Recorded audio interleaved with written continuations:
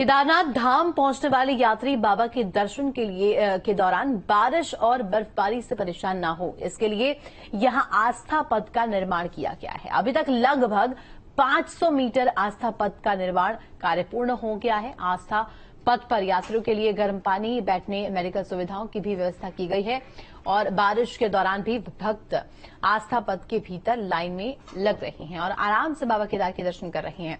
अगर लाइन अधिक लंबी है तो आस्था पथ पर यात्री बैठकर भी अपनी बारी का इंतजार कर सकते हैं। इसके साथ ही एलईडी स्क्रीन भी लगाई गई है। भक्तों की भीड़ को देखते हुए यहां पर तमाम कदम उठाए गए हैं।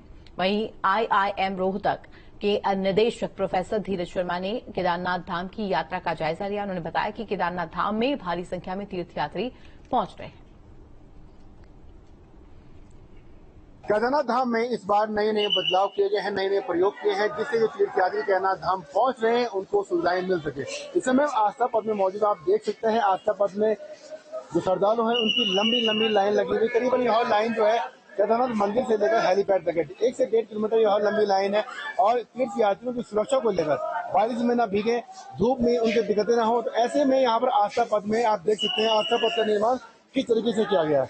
बहुत ही खूबसूरत तरीके से आस्था पथ बनाया गया है। आप देख सकते हैं आस्था पथ में बहुत सारी सुविधाएं दी गई है, लाइटिंग इसमें की गई है। इसके अलावा आस्था पथ में एक चीज नहीं देखने को मिलेगी, यहाँ पर हर तीर्थयात्री को अगर उनका स्वास्थ्य खराब हो जाता है, उनको थकान लग जाती है, तो ऐसे में उनको बैठने के लिए भी व्यवस्थाएं की गई हैं। केदारनाथ धाम में पिछले वर्षों तक बारिश में यात्री भीगकर दर्शन करते थे। उनके सामने बहुत सारी समस्याएं आती थी और बहुत सारी दिक्कतें होती थी, ठंड से उनके दिक्कतें होती थी। तो ऐसे में इस बार तीर्थयात्रियों के बचाव को लेकर, उनकी सुरक्षा को लेकर यहाँ पे आस्था पथ बनाया गया है। इस आस्था पथ में आप देखेंगे तो बहुत सारी सुविधाएं हैं। इस आस्था पथ में शौचालय की व्यवस्था की गई है। इसके साथ ही स्वास्थ्य मेडिकल कैंप भी लगाए गए हैं। उस मेडिकल कैंप में तीर्थयात्रियों के लिए बेहतर व्यवस्थाएं की गई हैं।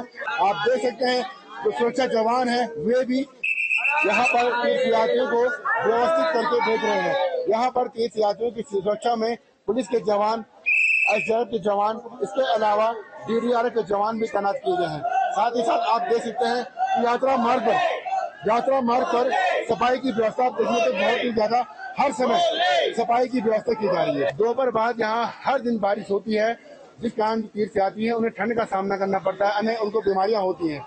तो ऐसे में आस्था पथ कहीं न कहीं तीर्थयात्रियों के लिए लाभदायक सिद्ध हो रहा है। इस आस्था पथ में एलईडी लाइट भी लगाई गई है, जिससे तीर्थयात्री है अगर लंबी कतार लगी है तो वो एलईडी के जरिए शिव की महिमा सुन सके, शिव का गुणगान कर सके। तो ऐसी एलईडी लाइट लगी है। पैदल आते हैं हम। रास्ते में ठीक था? हाँ, बहुत। खाने पीने की व्यवस्था बहुत अच्छी है। तो आप बताइए कैसा रहा अनुभव? बहुत बढ़िया अनुभव। रास्ते में कोई दिक्कत परेशानी हुई? कोई दिक्कत। पैदल आए आप लोग? पैदल आए। आप बताइए। रास्ते में कोई दिक्कत नहीं हुई। कहाँ से आए आप वैसे? हम एमपी से हैं। हाँ। अभी सुबह आए हैं कि कल आ गए थे? कल आ गए थे, सुबह ट्रेन लेके सोए आराम से। हाँ। और फिर चले हैं, अभी 4 बजे के लगे थे लाइन में और अभी आ रहे हैं। तो आप देख रहे हैं कि भक्तों में खासा उत्साह, हुजूम यहाँ पे उमड़ा हुआ है। तीर्थयात्री भारी संख्या में पहुंच रहे हैं बाबा केदार के धाम में। केदारनाथ धाम पहुंचे, कैसा लग रहा है आपको?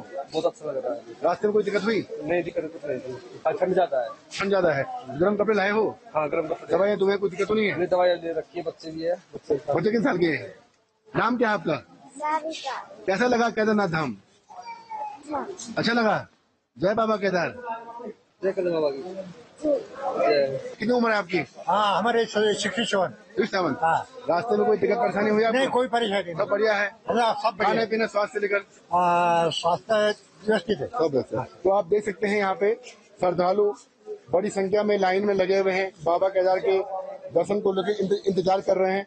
और कह सकते हैं कि जो सुरक्षा के जवान हैं वह भी यहाँ पे तैनात किए गए हैं। और सबसे बड़ी बात, इस बार आस्था पथ में आपको एक चीज दिखाने की कोशिश करेंगे कि आस्था पथ में जो आस्था पथ बनाया गया है, इस पर यहाँ पर स्वास्थ्य केंद्र भी लगाए गए हैं।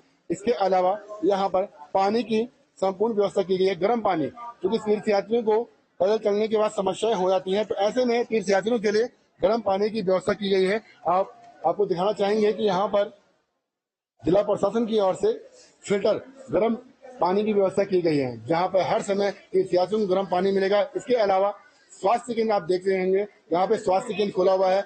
किसी समय यात्री लंबी लाइन में आते हैं तो उन्हें चक्कर आ जाते हैं, अन्य समस्याएं हो जाती हैं। तो ऐसी स्थिति में तीर्थयात्रियों को यहाँ पर इलाज दिया जा रहा है। यहाँ पे स्वास्थ्य जो चिकित्सक हैं वो तीर्थयात्रियों में इलाज कर रहे हैं।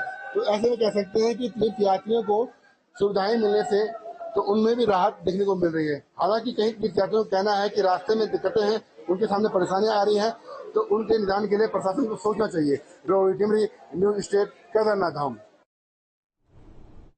देखिए, यहाँ पूरा प्रयास हो रहा है, जो इनकी समिति है और सरकारी व्यवस्था है वो पूरा इसको अच्छे तरीके से करने का प्रयास कर रही है। अब जनता को ये समझना ही पड़ेगा कि जो श्राइन में 10,000 12,000 आदमी एक दिन में आ सकता है, परंतु जो जनता की संख्या है वो 22,000 25,000 30,000 भी हो जाती है, तो उससे लोगों को कष्ट होता है।